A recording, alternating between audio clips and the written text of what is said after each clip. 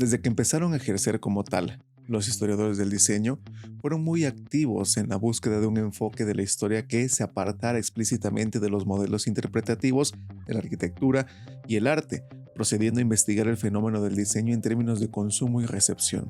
Hoy veremos cómo el objeto de estudio de la historia del diseño dejó de ser la producción de objetos de alta cultura para centrarse entonces en la cultura de masas y en los procesos que implicaban a los usuarios y consumidores. Este desplazamiento era pues ciertamente original, pero metodológicamente difícil.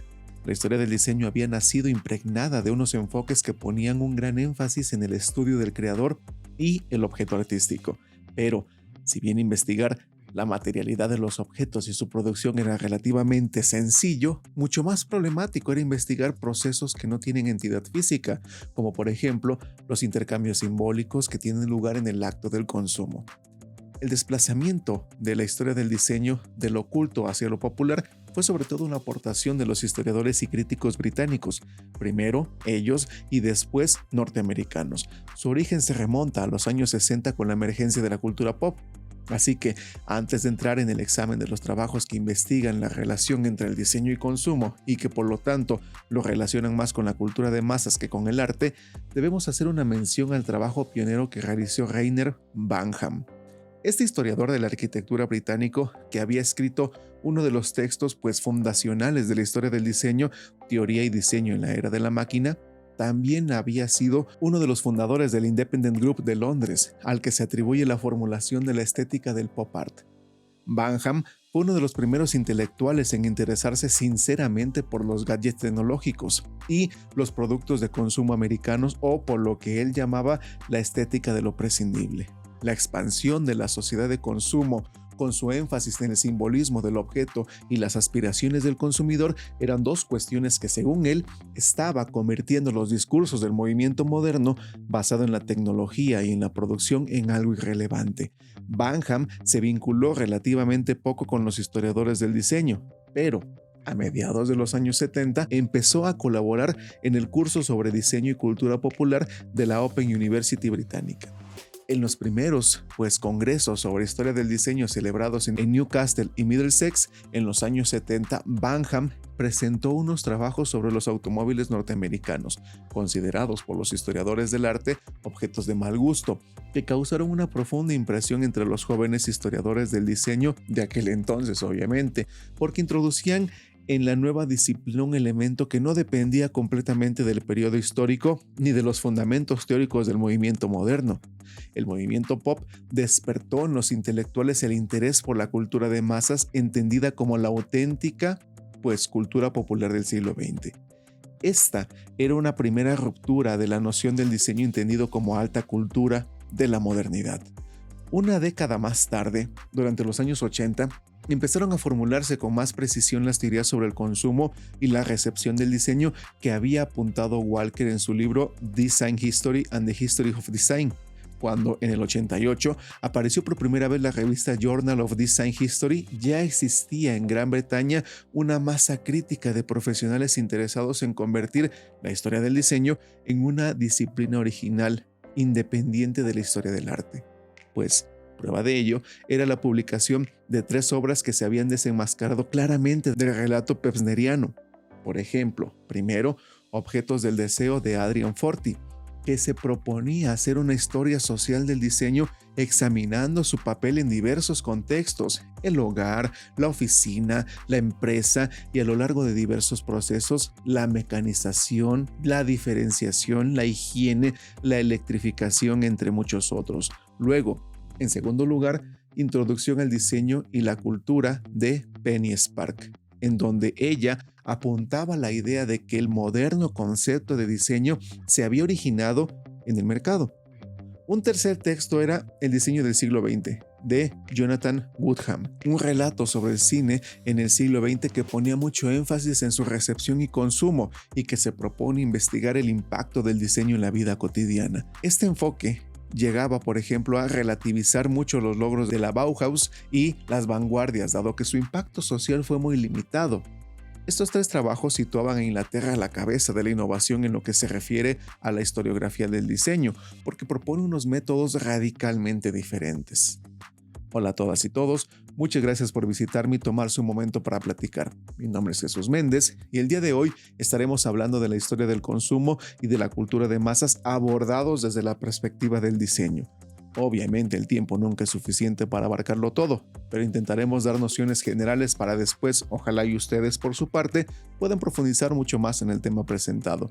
No olviden dejar su like, suscribirse y pues sin más preámbulos, vámonos para allá. Hay tesis, arte, cultura y educación.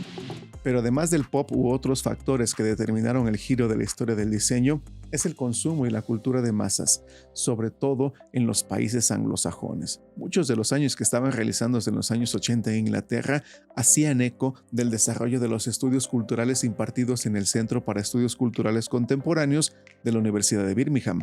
Los estudios culturales son una disciplina académica que tiene su origen en la historia y la crítica literaria, y se distingue de la antropología y la etnología en sus objetivos y metodología, puesto que en lugar de estudiar la cultura de un lugar o un país específico, investigan cómo un mensaje o un medio se relacionan con la ideología, la clase social, la nacionalidad, la etnicidad, el sexo o la raza.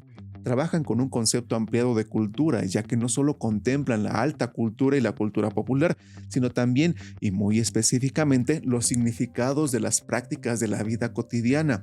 Los estudios culturales son difíciles de definir, puesto que no poseen una metodología consensuada y se conciben a sí mismos como un modo de análisis altamente contextual, variable, flexible y crítico, tal como lo comenta por ejemplo Schulman. Aún así, de cualquier modo, han sido muy brillantes en su aplicación de los protocolos de los estudios literarios a una amplia gama de productos culturales, por ejemplo, el diseño. Los estudios culturales en una disciplina académica muy internacionalizada que ha tenido una gran implantación en los países anglosajones, adquiriendo no obstante un matiz diferente en cada país. Por ejemplo, en Canadá, siguiendo la tradición creada por Marshall McLuhan y George Grant, se han interesado por cuestiones relativas a las relaciones entre tecnología y sociedad. En Australia, han puesto especial énfasis en la política cultural. En Sudáfrica se estudian cuestiones relativas a los derechos humanos y los países en vías de desarrollo. En Estados Unidos y prácticamente toda América, los estudios culturales adquirieron un carácter más inocuo que sus equivalentes británicos, ya que no se enfrentaron directamente a los problemas relativos a la clase social y la dominación y el poder. En su origen, se decantaron más por el estudio de las relaciones objetivas y, apropiaciones activas de las audiencias y de los usos de la cultura de masas. Dentro de los estudios culturales, durante los años 80, se empezó a criticar la teoría marxista, según la cual cada producto cultural tiene un significado único que se encuentra determinado por su productor.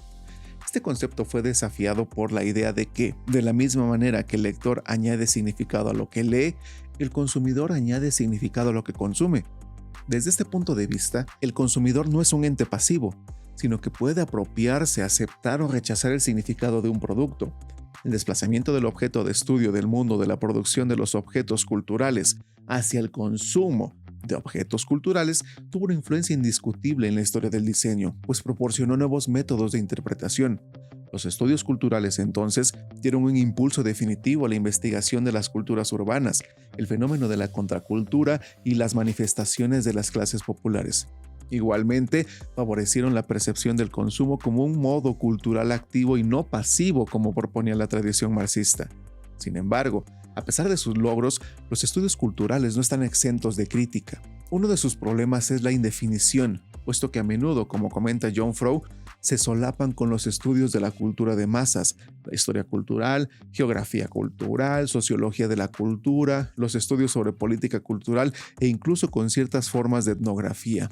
Además, en la medida que son unos estudios que proceden de la teoría literaria, en ocasiones desde el mundo del diseño se les ha acusado de tener una tendencia hacia el esoterismo y el exceso de abstracción, cosa que no ayuda a comprender el mundo de las realidades tangibles. La pregunta entonces es, ¿hasta qué punto la historia del diseño, que se afanan en investigar el mundo material, se puede desvincular totalmente de él?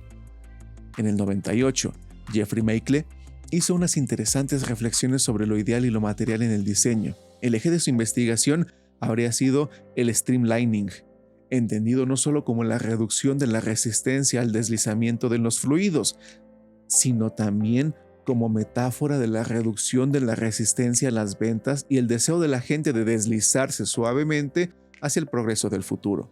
Para desarrollar su tesis, habría utilizado textos, documentos y fotografías muy utilizadas de productos de la época, pero en ningún caso se ha enfrentado a objetos reales.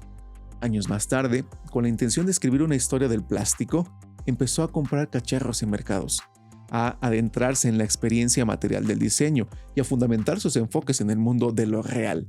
Sin embargo, la prosaica materialidad de sus objetos no respondía a las preguntas relativas de su recepción y consumo, y se preguntaba entonces cómo se responde, cómo responde la gente a los productos, la gráfica y los ambientes que le rodean. ¿Cómo sabemos lo que es el diseño para la gente que negocia con él, a menudo inconscientemente, como en su vida cotidiana? En consonancia con las teorías recientes de los estudios culturales, este autor consideraba como superado el enfoque del consumo de la Escuela de Frankfurt, según el cual el consumidor es un ser pasivo que navega sin rumbo a merced de las manipulaciones del mercado. Tener en cuenta el protagonismo del consumidor y considerar que es un ser activo que confiere o añade significado a los objetos con los que se relaciona era un interesante nuevo problema del que se enfrentaban los historiadores del diseño. Las herramientas críticas podían encontrarse en trabajos relativamente recientes elaborados por antropólogos, que describían los bienes materiales como algo que da forma física a significados privados que de otra manera permanecerían inarticulados. Es decir, como lo comenta Meikle, que las posesiones materiales pueden contemplarse como algo que canaliza la energía de sus propietarios hacia objetivos que dan significado a la propia vida. Daniel Miller entendía el consumo como recontextualización. Con este término, deseaba significar que los objetos son como un texto que permanece abierto a múltiples lecturas, y de la misma manera que el texto no se puede reducir simplemente a las intenciones del autor. La emergencia del objeto del mundo capitalista o de la producción estatal no implica necesariamente una representación directa de los intereses del capital o del Estado. Finalmente, Meikle proponía también como referente las investigaciones de Dick Havich sobre el estilo de las contraculturas de los jóvenes británicos de los años posteriores a la Segunda Guerra Mundial, que significaron una importante ruptura con la moda establecida. De cualquier manera, los modos interpretativos de los nuevos historiadores del diseño no procedían exclusivamente de los estudios culturales, sino también de las nuevas nociones sobre la sociedad de consumo elaboradas por los sociólogos franceses Jean Baudrillard y Pierre Bourdieu. Para Baudrillard, el consumo no es una práctica material y una fenomenología de la abundancia, ni se define por lo que se come, lo que se viste o lo que se usa. El objeto de consumo no son los productos materiales, sino que es la organización de todos ellos en sustancia significante. Esta organización convierte el consumo en una actividad de manipulación sistemática de signos. En su estudio sobre el gusto de los franceses en los años 70 titulado La distinción, Bourdieu afirma que el consumo es una labor de apropiación a través de la cual el consumidor ayuda a producir el producto que consume, mediante un trabajo de decodificación e identificación. Él se interesó especialmente por el análisis de los mecanismos de reproducción de las jerarquías sociales, pero, a diferencia de los marxistas que insistían en la importancia de los factores económicos, él insistía en la importancia de los factores culturales y simbólicos. Su elaboración de conceptos como el hábitus, el campo y la violencia simbólica tienen un gran potencial para ser aplicados al estudio del diseño. La herencia francesa también, procedía de las investigaciones sobre la vida cotidiana de Michel de Certeau. Este filósofo postestructuralista argumentaba que a pesar de la razón técnica, cree saber cómo debe organizarse la vida cotidiana de las personas. En realidad, éstas se develan silenciosamente subvirtiendo los objetos y los códigos y reapropiándolos en el espacio a su manera. De Certeau tampoco creía en la figura del consumidor pasivo y disciplinado en el centro de su relato. Eran las maneras de hacer entendidas como un espacio intersticial de realización, una realización propia situada entre la producción y el consumo. En su conjunto, las nuevas investigaciones sobre el consumo apuntaban hacia dos direcciones, a saber, primero, que el consumidor no es un actor pasivo, sino que añade significados a los productos que utiliza, y segundo, que el consumidor realiza con ellos una especie de bricolaje creativo de resultados imprevistos que ni el diseñador ni el propio productor pueden prever. Estas conclusiones desafiaban el discurso tradicional de la historia del diseño que otorgaba al diseñador el papel del creador único de significado, de agente de la modernización y de guía del gusto. En los umbrales del siglo XXI, este nuevo enfoque convertía a la antigua historia del diseño en un relato redundante. En 1998, los jóvenes profesores Julier y Viviana Narovsky presentaron un comunicado llamado La redundancia de la historia del diseño, y luego lo subieron a la red sin sospechar el eco que tendría. Habían defendido que la historia del diseño era una disciplina diferenciada de la historia del arte. Según ellos, la historia del diseño no interesaba a los profesionales ni a los consumidores porque era redundante e insistía en el paradigma de la modernidad elaborado por Pevsner, seguido por Banham obviamente, puesto que el canon de la modernidad se prolongaba innecesariamente porque los historiadores insistían en su voluntad de acción política y social y se hacían la ilusión de que todavía era posible un estilo reformador. Los autores creían que, había que desafiar otros estereotipos. Uno era la historia enfocada en la producción del diseño, la cual consideraban que solo era útil a los investigadores y diseñadores. Este enfoque tenía el defecto de que se basaba en el estudio de determinados tipos de objetivos, cuando resulta que el diseño trata de conceptos, relaciones, ideas y procesos. En su lugar, ellos proponían, como Meikle, una historia más orientada hacia el consumo, derivada de la nueva historia social, la antropología y los estudios sociales, la historia del consumo que intentara comprender la experiencia y el significado de los objetos entre sus usuarios. Julier y Narovsky defendían su tesis basándose en los estudios de Miller, el cual argumentaba que, si bien los objetos son intrínsecamente alienantes, los consumidores se apropian de ellos a través del uso y la personalización. Si los diseñadores prestaran atención a los procesos de apropiación del consumidor, estarían en condiciones de comprender mejor a sus usuarios finales. Empresas como IKEA o Benetton o los clubes de fútbol facilitan que sus clientes practiquen lo que Fine y Leopold llaman la reconstrucción cultural de lo que se consume. Estos economistas hablan del consumo en términos de sistemas de abastecimiento o modelo crítico para el estudio de una mercancía o grupo de mercancías entendidas como una unidad de procesos sociales y económicos. Una vez establecido el modelo, se deben estudiar dentro de él las necesidades del consumidor, atendiendo el eje vertical de la concepción, la producción, la distribución, la mediación y el uso. Este esquema es útil para el diseño, pues proporciona un modelo dinámico para estudiar mercancías o grupos de mercancías y tiende puentes entre producción y consumo.